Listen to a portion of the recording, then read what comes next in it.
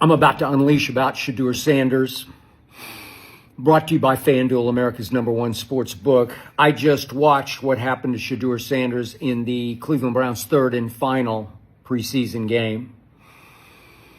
And I'm outraged, I'm sickened, and I'm saddened by the way Shedeur continues to be treated in the National Football League, now by those sorry-ass Browns and sorry-ass Kevin Stefanski. So, yeah, Flacco started today, and I'll give you this, he played well. He was 9 out of 10 for 71 yards, threw a couple of nice balls. Dylan Gabriel played the second quarter and played well. He always plays well. I know him inside and out. I watched every snap he took for 2 years at the University of Oklahoma. Watched a lot of him at Oregon. He's a good little battler. He will, as he says, compete. He's a little better than Tua is, and he's sort of a carbon copy of Tua, also from Hawaii. But he's a little undersized. His arm's fine.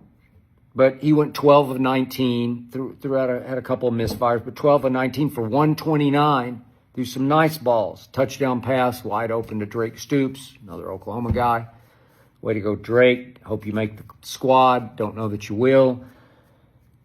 Shedeur got the third quarter and then a good chunk of the fourth quarter. And it was a disaster, except for the very first play. Shedeur escaped right, threw a really nice ball up the boundary to somebody named Sal Cannella. I don't know Sal Cannella. I had to look him up. Played, this is his fourth NFL team, bounced around minor league football.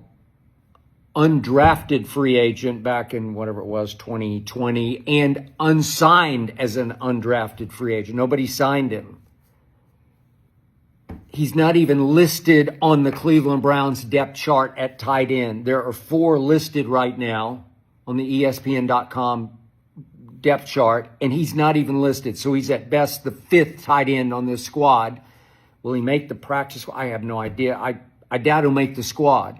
But that's what Shedeur was stuck with.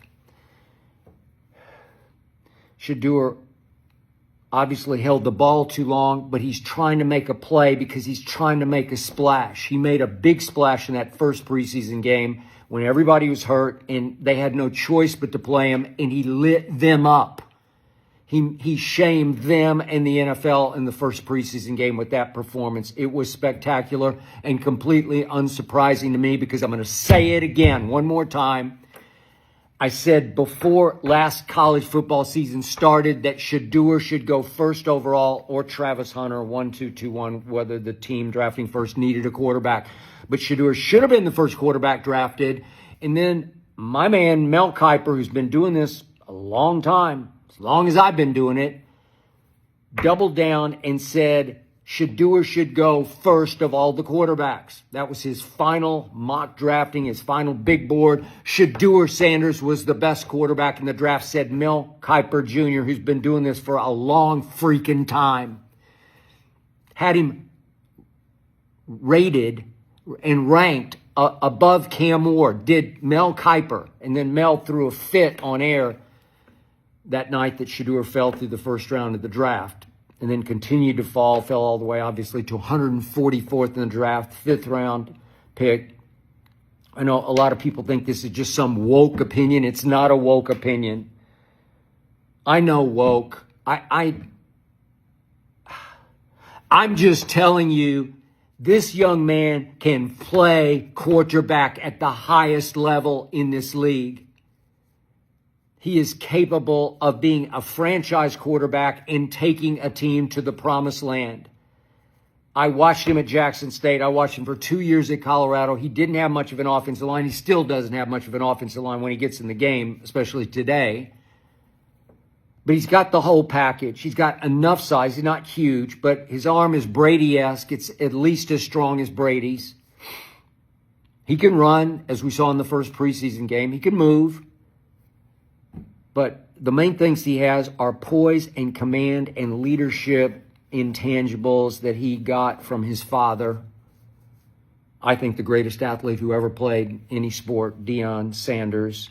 He got some of Deion's personality, his charisma, his captivation.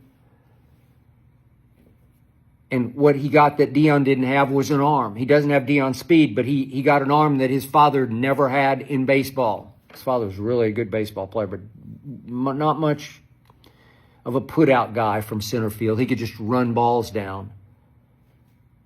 Shedeur is deadly accurate, led the nation in percentage, in completion percentage. Shedeur is as tough mentally and physically as any college quarterback I have ever seen. I got it. He's got the exotic cars, and he's got the attitude. He's got the swag. He's got the... Yeah, I got it. He got that from his dad. But he backed it up game after game, throw after throw. You want to talk about clutch toughness? It's Shedeur, and he gets stuck in Cleveland because he said some things in the pre-draft process. He said some things to teams at the combine that were straight, chip off block sort of things that he shouldn't have said. Came across as incredibly arrogant. And the word of mouth, it's not like there's a memo sent out, but the word of mouth all around this league was, let's teach him, and especially his daddy, a lesson. Let's just put them in their place. It was just sickening and shameful to watch. Let's teach them who we are and who they're not.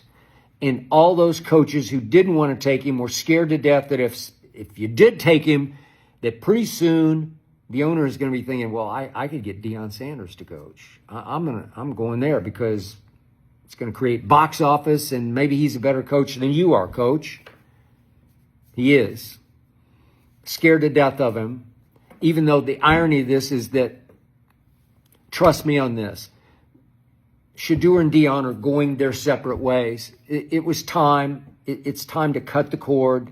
Shedeur had never been coached by anybody all the way up from Little League football up except Deion.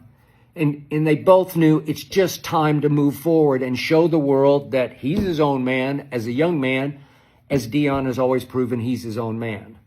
Not that there isn't love there, but it was just time to go forth, go forward, prove who you are and prove separately who you are.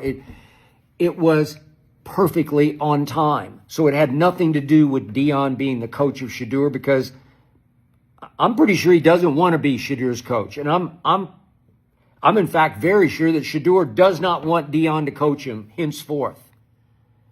So it's like he got sabotaged today. That's how it struck me, that they threw him in because they didn't want him to make any more splash and put any more heat on Stefanski.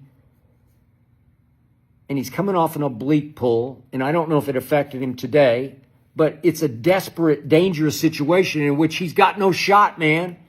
He's throwing to Sal freaking Cannella? What? And that was the one ball he did. He was 3 out of 6, but he got sacked 5 times because he's hanging on the ball, trying to make a play, and nobody can separate. It looked like the Rams were playing some second teamers. That Engel kid is just a guided missile, and it looked like they had more talent on the field than certainly Cleveland had in the offensive line and in the receiver core that was on the field with Shedeur. And he's waiting, and he's looking, and he's drifting, and I got it, and that's a knock on him in college. But you got to give him something to work with, because in his position as you could say the 5th string quarterback, I don't know, maybe he's the 6th string. I don't know what he is. And then then it comes down to a couple of minutes are left, and there's one last hurrah. They get the ball back, and Shedeur tries to go on the field, and Stefanski puts Tyler Huntley in place of him. And it completely humiliated Shedeur, who's turned to Stefanski like, you don't... What? It's just excruciating to watch what they're trying to do to Shedeur. Again, they're still trying to teach him a lesson. They sabotaged it. They rigged it against him today, putting him in with 3rd and 4th stringers, 5th stringers. Well, you got no shot at quarterback. Your best play is you might as well just hand it off and see if you can get 3 or 4 yards. Shedeur's not going to dump pass it today because he knows this is it. This is going to be his last shot, probably for the whole year as far as the Browns go. How's he going to get another shot?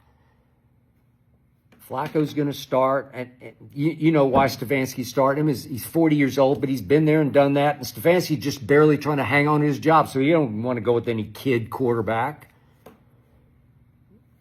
Pickett, I don't know, he's been hurt. I don't know but a lot of people thought he was going to start. And then they picked Dylan Gabriel, 50 slots ahead of Shedeur. What do you think they think of him? They love him. They're going to give him every shot to prove them right as a third-round pick. Deshaun's still there. It was a disaster. $230 million guaranteed dollars by Jimmy Haslam, and I'm still convinced Haslam was the only reason they took Shedeur. He just wanted a little publicity splash, just something to take people's minds off the disaster that has been the Cleveland Browns. I do like their draft class because I love Shedeur. I love the linebacker from UCLA, and I love the sort of hybrid Shannon Sharp style tight end, that Fannin kid from Bowling Green. They got some nice young players. They'll be pretty good, but on Super Bowl odds, they're dead last. So I was trying to make the case, just Jimmy Haslam, just tell Stefanski, tell your GM, tell your whole staff, we're going to start Shedeur Sanders. Why not against Joe Burrow and company on opening day in Cleveland? He'd give you at least, the team loves him. Did you see, after one terrible series, he got sacked on 3rd and long. It wound up, I don't know what it was, 3rd and 35. He goes to the sideline, went and sat down on the bench, hung his head for a second. David Njoku, who made a nice play in the first half, I guess from Flacco, goes over and they cut away. But Njoku was going straight to Shedeur to say, keep your head up, man. It's okay. It's going to be okay. You'll find your place. You'll find your way in this league. Njoku loves him. Njoku was carrying on conversations with him in the first preseason game. That team would have lit up for Shedeur. He's a natural-born leader. He's just got that thing. He's got that it. The swagger is legit. It's not fake. It's not poser swagger. It's real. He's very good. He's just very good. He's very gifted. I mean, he was raised around superstars. That's the beauty of Shedeur Sanders. He's got it in his blood. He's got it in his genes. It's just shameful to watch. So how does this end? Well, I don't see how they're going to carry 4 quarterbacks. I don't see it. So I assume they're going to try to practice squad Shedeur. I assume that, unless I hope they cut him. Here's my point. Shedeur has to go elsewhere. The only way out of this, trust me on this, the only way free of this situation, free Shedeur from Cleveland, free him, is for either them to cut him or them to practice squad him, and some other team, somebody out there says, you know what, they look at the tape of the first preseason game and they say, look, we suck at quarterback. I don't know who it's going to be. I don't know. You never know how teams are looking at their situation saying, God, I don't know. I could throw out names, but I truly, I'm just guessing. But there's always, it only takes one. There's always somebody out there who says, you know what?